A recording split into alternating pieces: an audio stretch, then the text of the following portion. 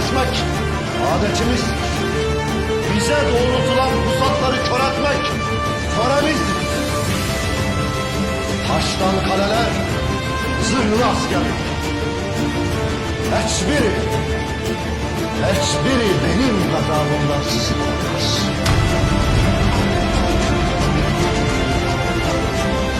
Sancaklarıma kellenizden süs yapacağım.